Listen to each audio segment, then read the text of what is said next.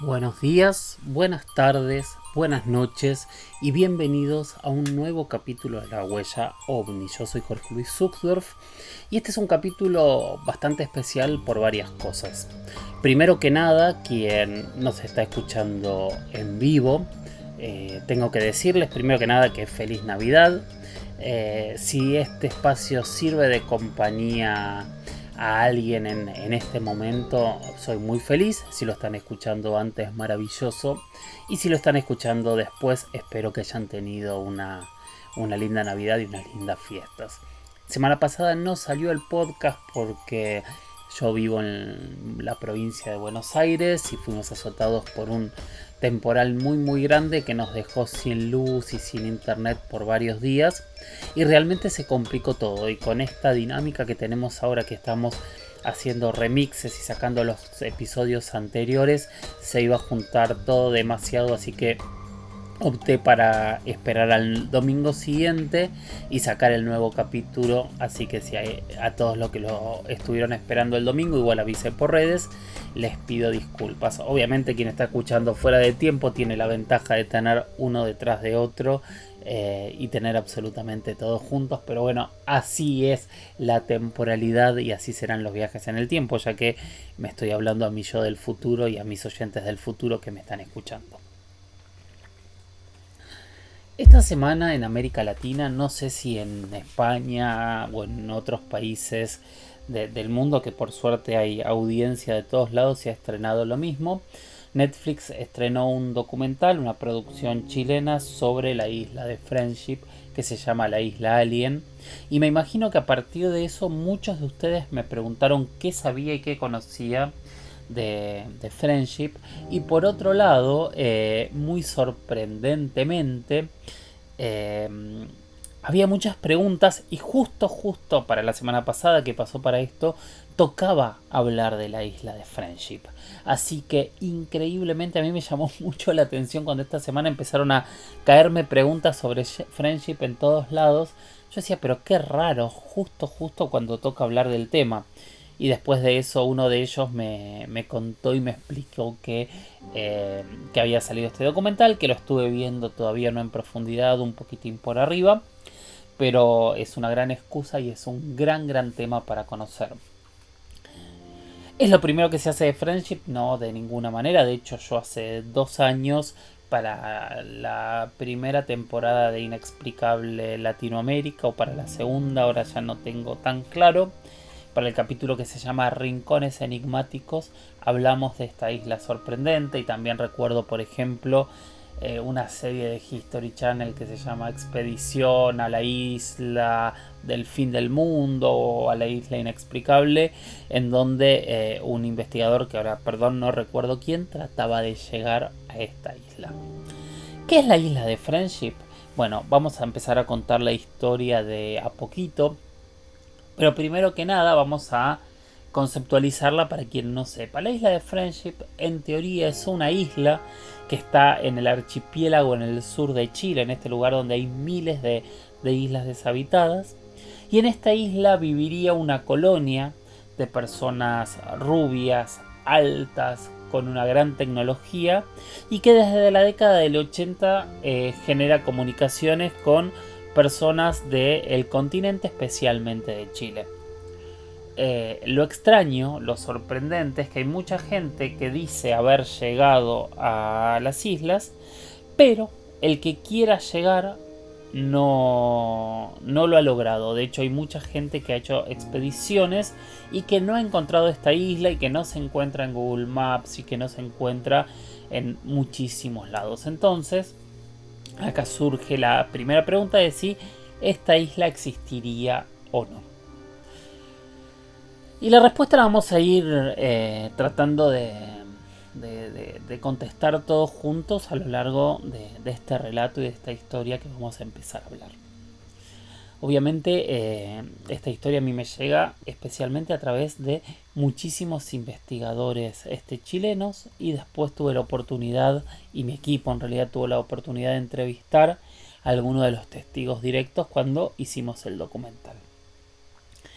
Allá por la década del 80, donde empieza este relato, tenemos que situarnos en una Sudamérica muy fuerte, con muchos casos, algunos de los cuales hemos hablado y otros no, muchos casos al día de hoy totalmente inexplicables de la década del 70, como pudo haber sido el caso del rally del fin del mundo en la Patagonia Argentina, como puede haber sido el caso del Cabo Valdés en el norte de Chile, diferentes casos que al día de hoy siguen generando una polémica gigante, el caso de Juan Oscar Pérez también en Argentina. O sea, estamos hablando de casos en el sur de nuestro continente.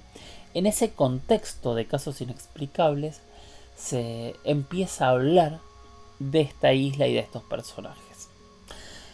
El contacto de esta isla y de estos personajes se hace especialmente a través de comunicaciones radiales. Estas comunicaciones se dieron a través de algo que en aquellas épocas, y los que tenemos algunas décadas más conocemos muy bien, que se llamaban radioaficionados, o sea, personas que tenían estaciones de radio en sus casas con antena y a través de las frecuencias de radio se comunicaban y se contactaban con gente de todo el mundo. Algo así como lo que fue después terminando los foros de internet y demás de aquel momento. O sea, eran contactos con gente de diferentes lados en donde estas personas podían interactuar y hablar todo el tiempo. ¿De qué hablaban? Y algunos intercambiaban datos, otros intercambiaban informaciones, otros contaban lo que sucedía en su lugar, en fin, también servía para enviar información en épocas de guerra, etcétera, etcétera. O sea, era un sistema de comunicación que al día de hoy todavía, por supuesto, hay gente que lo sigue usando, especialmente los más nostálgicos, pero en ese momento había muchos radioaficionados, que así se los conocía, que se dedicaban a hacer contacto con personas de otros lados para conversar. De hecho, es interesante, disgregando un poquito, en una de las temporadas de The Walking Dead ocurre esto, en donde uno de los personajes se pone a conversar con otra personaje y se termina enamorando de su voz y emprende un camino para encontrarla, y ahí pasa una historia que nada tiene que ver con este podcast, pero quiero decir, todo el concepto de la radio aficionado, especialmente para los más jóvenes, estaba muy de moda y era muy muy usado incluso hasta inicios largos del 2000. Bueno, en este contexto de los radioaficionados, entre el 83 y el 85, algunos radioaficionados de Chile empiezan a contactarse de diferentes formas y por diferentes motivos con unos personajes que hablaban un español medio extraño, medio inglés, que tenían unos nombres específicos y que a ellos los sorprendía porque de golpe parecían conocerlos muy bien y conocer parte de su historia. Estos personajes se llamaban el principal Ariel, pero otro se llamaba Rafael, Natanael. Increíblemente todos tenían nombres de ángeles y empiezan a darles información. Les empiezan a contar quiénes son, qué hacían, les empiezan a dar recomendaciones y empiezan a contar diferentes elementos. Sin dudas, uno de los personajes principales de esta historia es Ernesto de la Fuente, un radioaficionado que vivía en Chiloé, en el sur de Chile, y que con el tiempo él cuenta que padece un cáncer de pulmón incurable, que le quedaba poco tiempo de vida, y Ariel y el resto de sus compañeros lo invitan a ir a la isla de manera muy extraña. Él cuenta un viaje, hay varias entrevistas con él que ya falleció, que son muy interesantes y muy extrañas. Él narra todas sus peripecias y parece que le curan este cáncer que era absolutamente terminal. Ernesto de la Fuente cuenta toda esta hazaña y también cuenta cosas extrañas que se encontró en esta isla a mediados de la década del 80, en donde parecían tener tecnología que para nosotros era impensada en ese momento, por lo menos impensada a nivel usuarios comunes. O sea, tenían pantallas táctiles, tenían computadoras utilizando y manejando diferentes tipos de información, y otra vez vuelvo a contar lo mismo. tenía mucho conocimiento de todo lo que estaba sucediendo e incluso de lo que iba a suceder.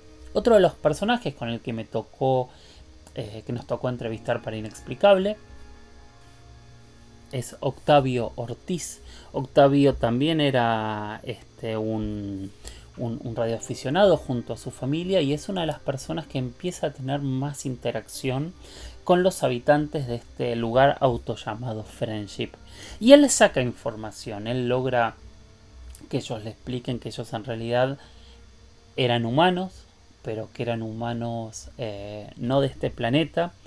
De hecho, hay una frase que yo recuerdo en la entrevista que él nos dice que ante esta pregunta de quiénes eran, él dice, es que ustedes no miran más allá de las Pléyades, como dando a entender que ellos estaban mucho más allá de lo que nosotros conocíamos, y empieza a obtener distinto tipo de información.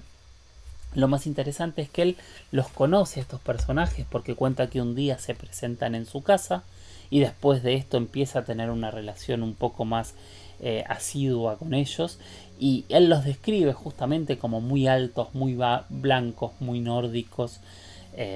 Bueno, no es solo una historia, dos historias, hay mucha gente que ha tenido este tipo de experiencia y mucha gente que también ha intentado llegar a la isla y no lo logró. Entonces ahí empieza el planteo que en realidad es una isla que se mueve o que se puede trasladar o que se puede ocultar de quien no quieren que la vean.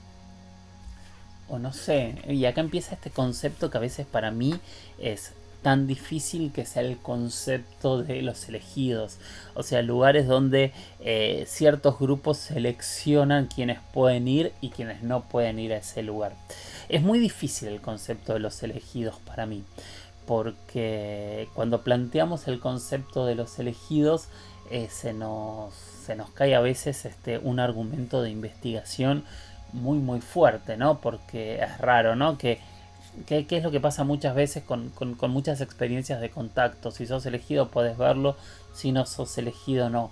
Y entre este argumento, que puede ser cierto, que no digo que no sea cierto, se nos cae muchísimo abajo el contexto. Bueno, la cuestión es que esto es Friendship. En el medio aparecen muchas denuncias de estafas, de que era un grupo que estaba mintiendo, denuncias de que era una secta. De hecho hay denuncias que a mí me han llegado. De hecho, cuando publicamos el documental, mucha gente protestando y diciendo que detrás de Friendship había estafas de diferentes tipos, incluso de abuso sexual. La verdad que yo investigué eso y son denuncias que nunca se profundizaron, y no que no tenían que ver con los testigos, sino que tenían que ver con este grupo, con esta secta, que para muchos era una secta, para otros incluso decían que eran algún tipo de mormones, porque los veían similares a los grupos de mormones que recorren muchas veces América Latina, en ese sentido, que son personas muy rubias, muy blancas, todas muy igual, y que obviamente hablan inglés, y sé que su castellano es bastante distinto, pero obviamente la narración o el relato no era la de los mormones, sino que era una narración y un relato bastante diferente. ¿Qué hay detrás de Friendship? Y la verdad es que yo no lo sé. Cuando me tocó conversar con los testigos, a mí me sorprende otra vez la coincidencia de diferentes lados. No tengo dudas de que estos testigos tuvieron algún tipo de contacto o relación con alguien, y que lo que les decía esta gente era verdad. Ahora, ¿quiénes eran estos habitantes y por qué nadie encontró esta isla? Que aparte era interesante, ¿no? Porque la descripción de la isla, incluso por Ernesto de la Fuente, era una isla donde piensen que estaba en el archipiélago austral de Chile. O sea, es un lugar muy frío, muy nuboso, con vientos muy fuertes, y contaban que en realidad esta isla tenía como un microclima perfecto, en donde las aguas no eran frías, en donde estaba despejado todo el tiempo, en donde hacían 20 grados constantemente. O sea, una cosa que parecía totalmente fuera de este mundo. Las opciones: ¿podrá ser una isla que no está en esta dimensión? ¿Podrá ser que esa isla nunca existió y por eso a nadie la encontró nunca? Suena bastante probable y bastante lógico. ¿Será que sigue oculta y están ahí investigando, o siguiéndonos, o controlándonos, o sabiendo quiénes somos y quiénes hacemos, y esperando algo para darse a conocer? ¿Por qué se dieron a conocer en los 80 y después no hubo más contactos? ¿Por qué ese contacto nunca fue más abierto de estos radioaficionados? Son todas las preguntas que hay que hacerse sobre el caso de Friendship, que aparte no es el único, es muy interesante porque algo no igual pero similar ocurre en Italia mucho antes, en la década del 50, sobre todo en 1956 empieza cuando nace el caso que pasó a conocerse como Amicizia, este caso de un grupo de personas muy importantes, algunos personas con cargos jerárquicos muy altos, que en Italia empiezan a tener contactos con seres parecidos y bastante similares, que son los mismos seres que, qué sé yo, que se describen quienes los vieron sobre la isla Colares, o son los mismos casos del caso de la embajada de Ecuador en Perú. O sea, son estos personajes que se han encontrado sobre todo en la década del 70 y el 80 en muchos lados, y que de alguna manera es interesante porque no difieren del relato que nos hizo a nosotros aquí hace ya un tiempo Paul Parada, cuando nos habló de ese encuentro tan extraño que tuvo, que parecen ser siempre estos seres de más de 2 metros de altura, muy pálidos, muy blancos, muy rubios, con el pelo usualmente largo y con capacidades distintas a nosotros, si bien hasta lo que decían estos relatos, siendo seres humanos diferentes a nosotros. Es una gran pregunta y me encantaría saber cuál es su opinión. Obviamente el documental de Netflix, que después lo voy a ver un poquito más, que se llama La Isla Alien, mezcla parte de todo este relato con lo que ocurría en ese momento en Chile, que estaba la dictadura de Augusto Pinochet. En realidad puede tener que ver, pero si nosotros abrimos la cabeza a lo que ocurría en ese punto y en ese momento en todo el mundo, es mucho más amplio. De hecho, en el 85 ocurre esta oleada masiva de ovnis en Chile y en Argentina, en donde se empiezan a ver ovnis en todos lados, que termina en el 75 con esta confusión o con esta cuestión tan extraña de ese ovni que estuvo en Santiago, en Mendoza y en Buenos Aires, que tiempo después se sacó una foto y se dijo que era el globo Mir, que podemos profundizarlo un poco más, y si todos los objetos eran el globo Mir o hubo varios objetos ese día y por qué no volvió a ocurrir. O sea, estamos hablando de un momento de muchos casos alrededor del mundo. Entonces, si nos corremos del contexto de Chile para ampliarnos, vamos a encontrar que había muchísimos casos en ese momento. Entonces nada, yo ahí les tiro como 2 puntas para que me las repregunten y lo hablamos, ¿no? Si quieren, hablamos de Amicizia como el primer Friendship, porque aparte fíjense hasta el nombre, ¿no? Friendship, la nave de los amigos, podríamos decir, Amicizia, que es el grupo de amigos. O sea, estamos hablando de unos seres que yo no sé si son reales o no, pero que se nos presentan como amigos y se nos presentan como, dentro de todos los relatos que hay de contactos con seres, con los seres más humanos que hemos podido saber. Cosas que recuerdo así salteadas que nos contó Ortiz en la entrevista, es que ellos estaban interesados en algunas cuestiones genéticas y que necesitaban tomar muestras de humanos para corregir algo, y que a cambio traían tecnología y traían bienestar y traían varias cosas que siguen guardadas, ¿no? Si es así, estaría buenísimo que esto ocurra y funcione. Cuestión, es una isla misteriosa, es una de estas islas fantasmas inalcanzables o alcanzables, conocidas y desconocidas, llena de misterios y para muchos llena de falsedades, llena de grandes hallazgos y para otros llenas de crímenes.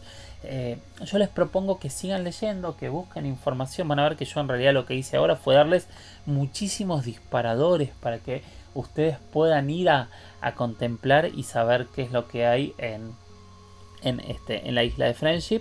Y si les interesa ver no es un documental porque es parte de un documental pero si ustedes ponen la misteriosa isla Friendship en el buscador de YouTube, los va a llevar al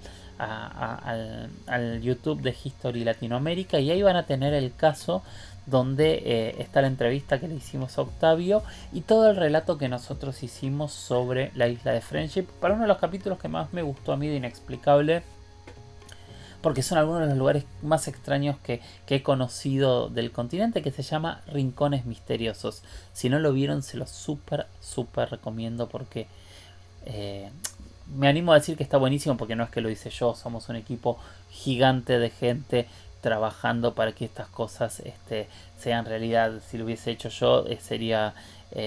no estaría bien que lo digo, pero alrededor mío hay un equipo tan talentoso que me animo a decir que vayan a verlo, que de verdad estuvo y está buenísimo como contamos el caso de la isla de Friendship. Bueno, nunca dije quién fue el disparador de esta pregunta, que es Damián Villagra, y que justamente decía: Jorge, te molesto la última, ¿qué opinás sobre la isla de Friendship? ¿Y algún documental o algo que me recomiendes ver? Bueno, justamente ahí tenés todo, Damián.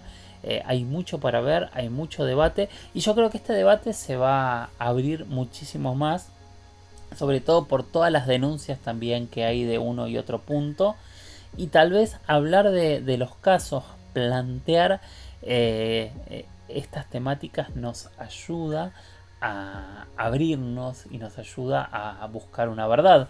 Me parece que estamos en uno de esos casos donde cualquier escéptico va a decir esto es mentira porque no hay ningún tipo de pruebas. Y es probable que estén muy cerca de la verdad, pero cuando hay tantos testigos que les contaron lo mismo, algo sucedió. Y si fue un mega engaño, deberíamos, después de tanto tiempo, poder probarlo, ¿no? Poder entender quién hizo este engaño y por qué. Y si fue un mega engaño, ¿se basó en los relatos anteriores, como este que les contaba de Italia? ¿O en realidad no tuvo nada que ver y fue una enorme casualidad gigante? Las casualidades siempre son raras y analizables también, por supuesto. Bueno, espero que les haya gustado y servido el caso mientras festejamos esta Navidad. Luis Maximiliano Fernández pone el siguiente texto que dice: hola querido Jorge, esta escalada informativa del fenómeno ovni que venimos viviendo en el último tiempo me lleva a pensar que existe una agenda de divulgación y que se ha visto acelerada en los últimos años. Me pregunta, ¿quién dirige esta agenda? ¿Habrá algún motivo por el que esté acelerándose este proceso de divulgación? ¿Todo esto será parte de un proceso ya planificado por los gobiernos y estas inteligencias? ¿Y si estas inteligencias son tan avanzadas como suponemos? ¿Da que pensar que ya contactaron con otras civilizaciones primitivas como la nuestra? Y tal vez sea parte de un protocolo que ellos ya establecieron a la hora de realizar un contacto. Jorge, son tantas preguntas que surgen a medida que estoy escribiéndote que caigo en un agobio existencial. Ja. Luis, sí. Son tantas preguntas, pero son todas válidas. Todas válidas en todo sentido, y yo por lo general las amplío a algo mucho más grande todavía, porque mi primera pregunta es si nosotros somos una civilización primitiva o somos una civilización avanzada. Porque no lo sabemos. O sea, vamos a partir de la base que creemos, suponemos y estamos casi seguros que haya otras civilizaciones en el universo. Hay una cuestión lógica que plantean investigadores y científicos, es si estas civilizaciones lograron hacer contactos y cruzar las fronteras de las enormes distancias que hay con las otras estrellas. Desde ese punto tenemos que casi suponer de manera fehaciente que estamos hablando de civilizaciones más avanzadas que nosotros, por supuesto. Pero por ahí no hay ninguna civilización más avanzada y por eso no han podido hacer contacto. O por ahí las civilizaciones pueden hacer contactos. Ahora vamos a suponer que el mundo espiritual es una civilización de otro lugar. Vamos a suponer que en realidad los espíritus conviven en otra dimensión y en otro planeta, y que el mundo de los espíritus en realidad por la naturaleza por su propia naturaleza pueden pasar estas fronteras y no necesariamente sean más avanzados que nosotros. puede que realmente la teoría de las esporas de los hongos generen una red miceliar en todo el universo, y que esta red miceliar, que es una evolución natural, pueda hacer que el contacto sea mucho más rápido y no necesariamente sea una civilización más avanzada tecnológicamente hablando que nosotros.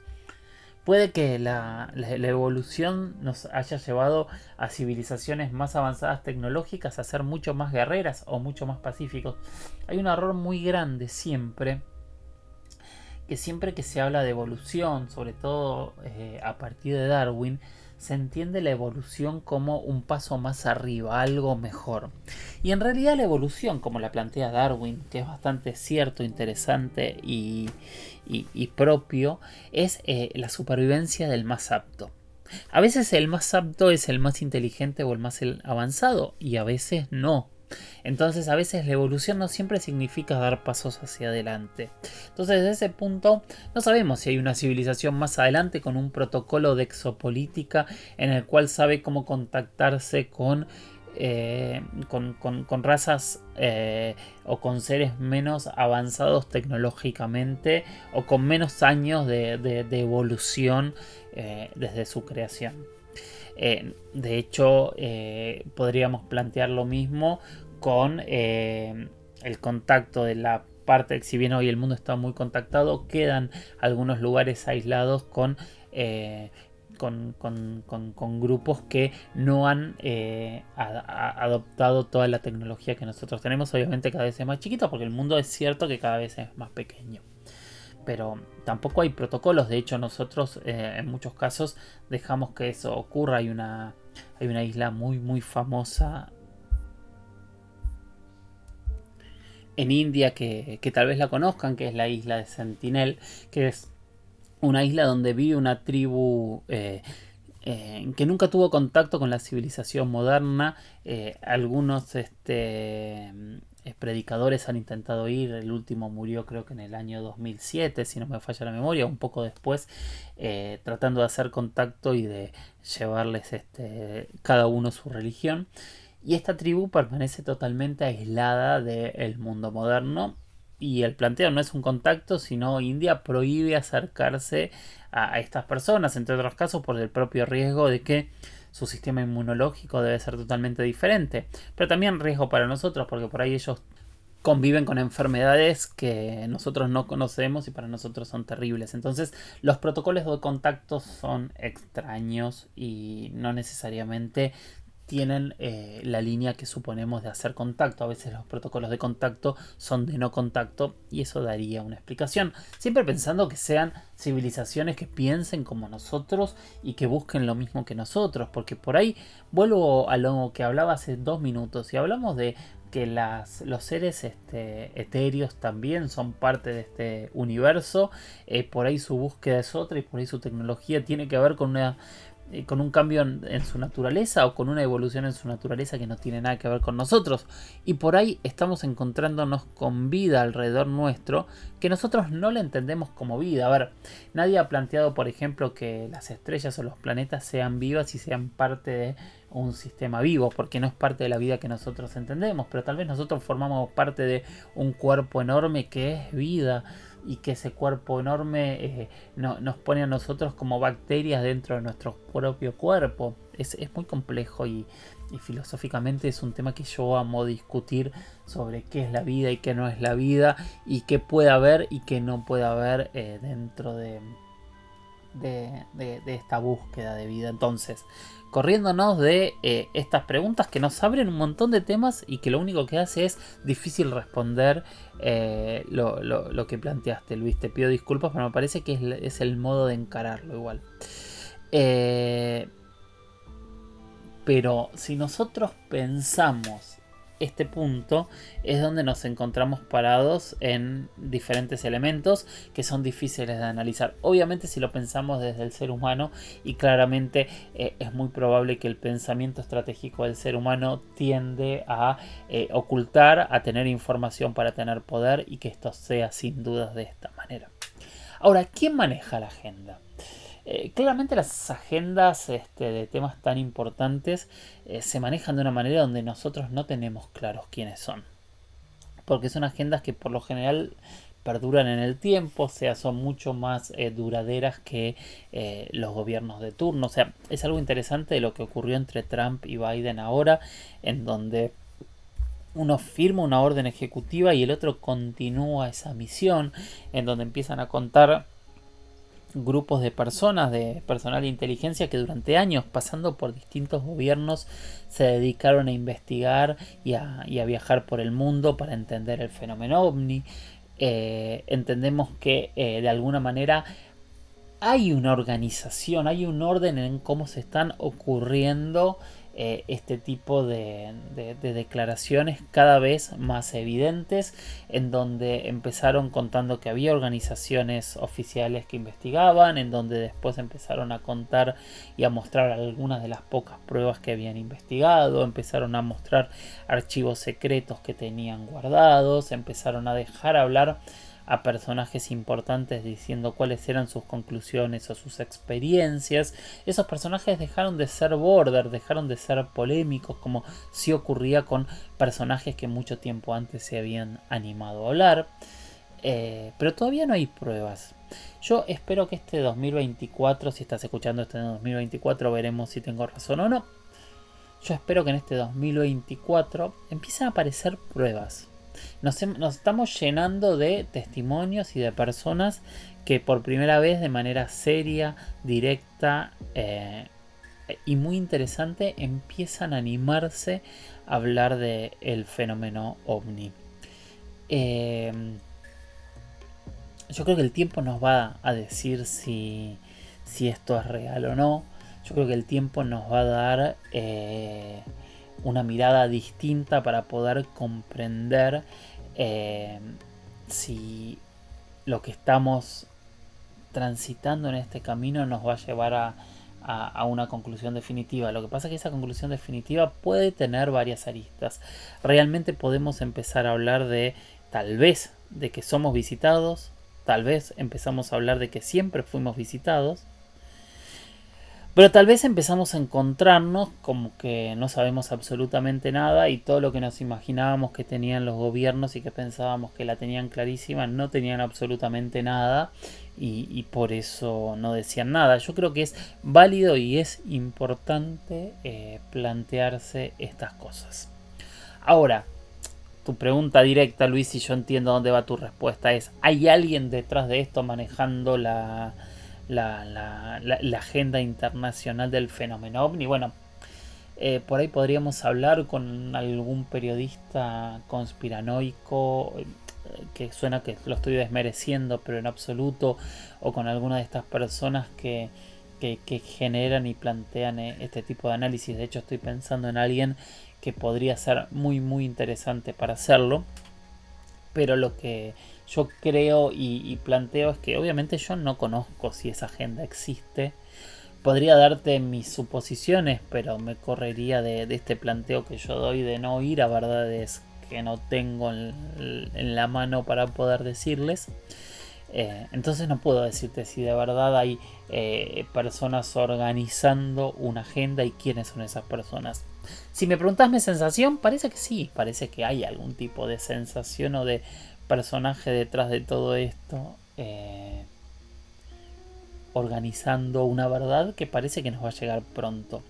¿Cuál es esa verdad?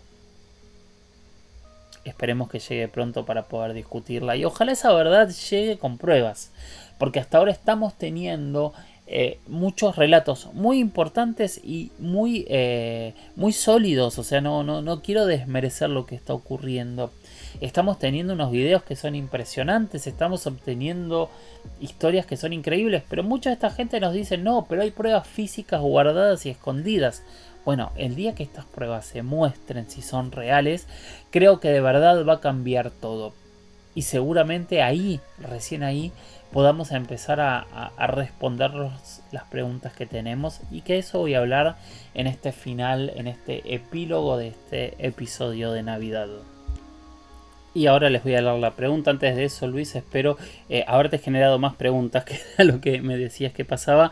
Y que la verdad que tu pregunta a veces es increíble, pero me viene muy bien para hablar de lo que quería hablar en este epílogo. Juan Gustavo 5974 me puso varios mensajes en estos días en YouTube con un planteo que es más que válido e interesante, que yo creo que lo he hablado algunas veces, pero me parece que está bueno. Yo ya le respondí a él un mensaje, pero quiero responderlo aquí en el podcast, que me parece mucho más lógico.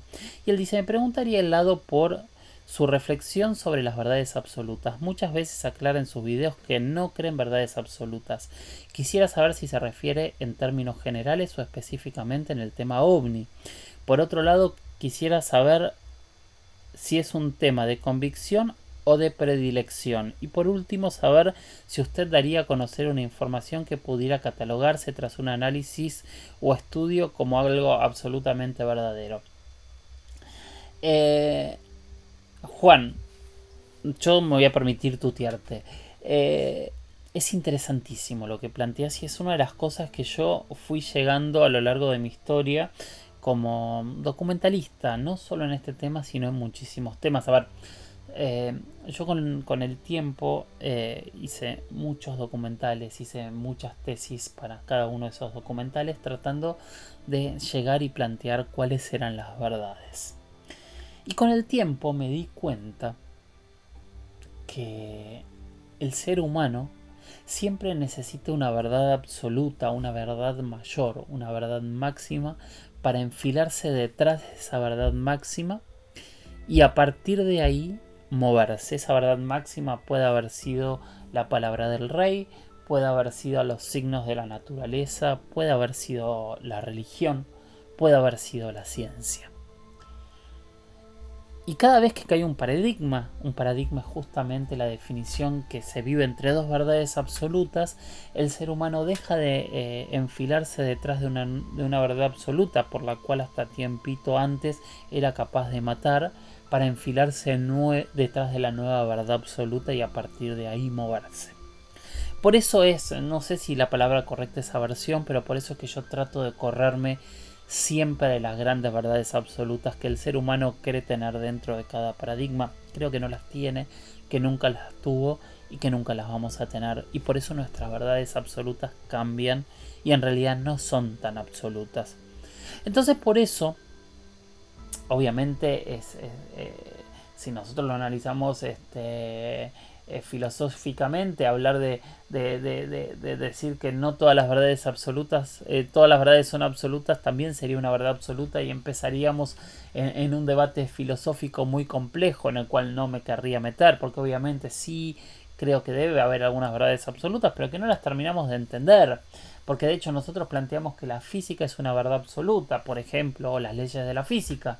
Pero cuando de golpe empezamos a introducirnos y la ciencia empieza a entender lo que es la física cuántica, empieza a entender que las leyes de la física que eran absolutas en el mínimo, en la física del átomo dejan de funcionar y dejan de ser así, entonces esas leyes físicas tampoco son absolutas.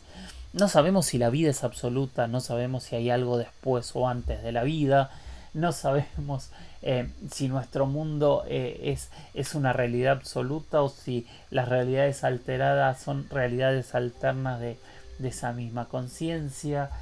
No sabemos absolutamente nada. Entonces yo me paro mucho en una mirada macro en este concepto que es mío y que yo no quiero vendérselos a ustedes como ustedes piensen exactamente igual que yo. Pero yo quiero ser honesto con ustedes. Entonces planteo mis miradas desde este punto de vista.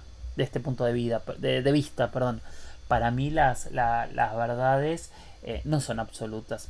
Y cuando hablamos en el mundo del misterio, después de haber recorrido tanto, después de haber hecho más de 5.000 entrevistas, yo me acuerdo de que al principio entrevistaba a mucha gente que me afirmaba cosas que para mí eran imposibles, casi ridículas, y que a veces las argumentaciones eran tan contundentes que yo me sorprendía y de golpe había conceptos que ellos planteaban como el mundo de los gigantes, el mundo de las sirenas, el mundo de los extraterrestres, el mundo de los duendes, el mundo de las hadas, el mundo de los fantasmas, el mundo de los demonios, no sé, en fin, millones de mundos distintos en donde sus planteos eran todo esto existe.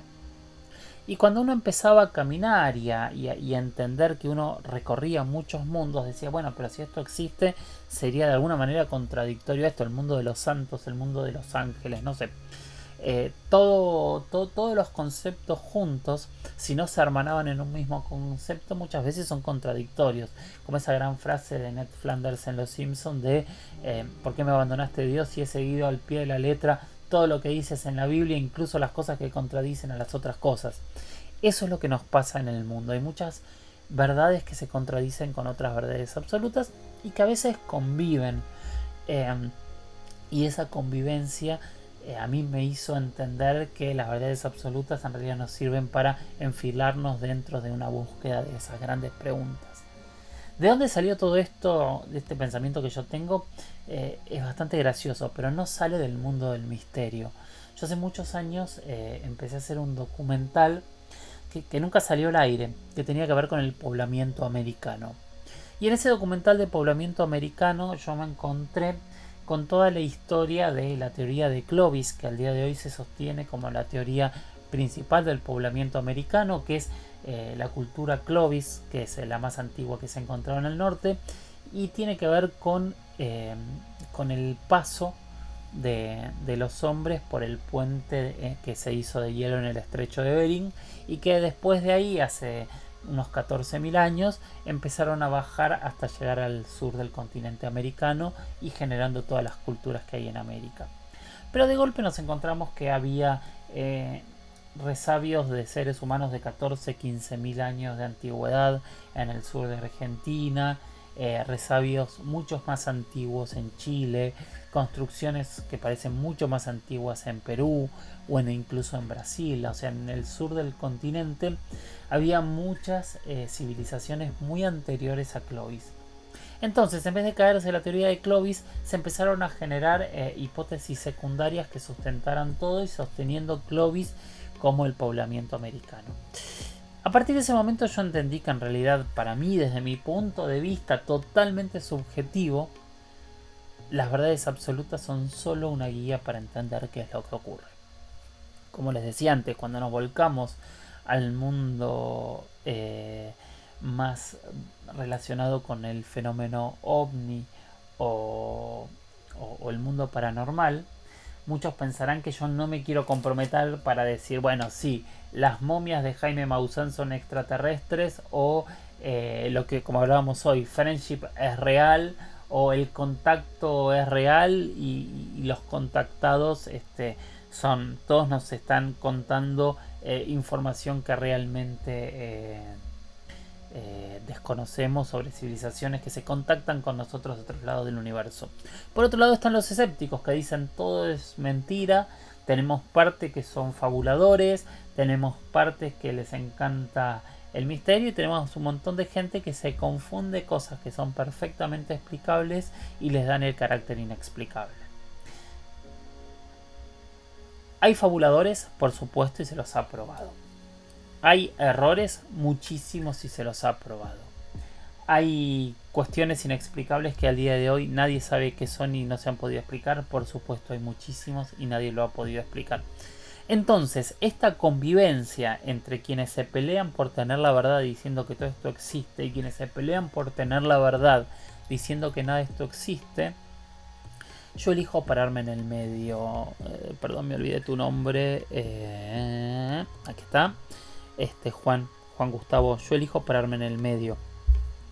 Yo elijo pararme en un punto en donde entiendo que la humanidad, desde que es humanidad, siempre se peleó por ser el dueño de la verdad absoluta. Y yo creo que esa pelea por ser dueños de la verdad absoluta nunca ha llegado a ningún lado. Y después entiendo que las grandes preguntas continúan más allá de los paradigmas, que era lo que te ponía bien el texto. Yo siento, entiendo, comprendo que las grandes preguntas siguen siendo las mismas. A veces tienen respuestas diferentes, pero las preguntas siguen estando ahí. Entonces, por eso yo les planteo no que no lleguen a una verdad, que no compren verdades, que escuchen todas las verdades, que se hagan ustedes las preguntas que tienen para hacerse, para que cada uno pueda encontrar cuál es la realidad en su análisis propio, entendiendo que seguramente nadie va a tener una verdad absoluta.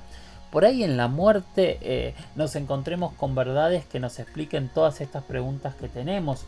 O por ahí esta construcción de pequeñas verdades hagan que un día podamos llegar realmente a una verdad absoluta que claramente es lo que necesita la humanidad. De hecho, les voy a contar algo. Eh, Como les dije hace un tiempo, estoy trabajando ya en el libro de la huella ovni. Lo que pasa es que ya van más de 1200 páginas. Estamos terminando de transcribirlo. Una vez que se termine de transcribir, vamos a pasar a leerlo y a corregirlo y a ver qué forma le damos. Pero por otro lado, yo tengo escrito una novela hace mucho tiempo que tengo muchas ganas de publicar, pero no he encontrado cómo hacerlo, que justamente el tema es la verdad. Como verán, la verdad es una de mis grandes obsesiones. Juan, espero que haberte conformado o no con esta respuesta. Por favor, replícame si hay algo que quieras seguir discutiendo. Creo que es válido y es interesantísimo lo que me estás planteando y te agradezco haberlo planteado. Y para todos los demás, espero que también haya sido enriquecedor. Para quien está escuchando en vivo, lo voy a publicar más temprano para que puedan escuchar el podcast durante la tarde. Gracias y feliz Navidad. Si estoy acompañando a alguien en el momento de las fiestas, para mí es un honor y un orgullo. Y gracias por dejarme estar ahí. Y para todos los demás, nos vamos a escuchar la semana siguiente y vamos a seguir subiendo los capítulos remixados. Ahora, no olvidar, tenemos redes de contacto que nunca usé o que nunca dije hoy y que para mí es importante tenerlas, así que les pido que no se olviden de escribirme a mis redes. En Instagram soy @JorgeLuisS en Twitter soy @JorgeLuisS_77. Hay un mail que es las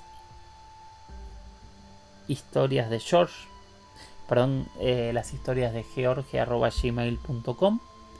Y después hay un nuevo elemento que es el WhatsApp que armé para poder contactarme con ustedes, para que me puedan enviar audios. O sea, yo acabo de poner un WhatsApp en base a lo que muchos de ustedes me pidieron de que fuese más fácil poder contactarse conmigo. Entonces ya está el QR por todos lados para que me puedan escribir ese WhatsApp que es de la huella ovni.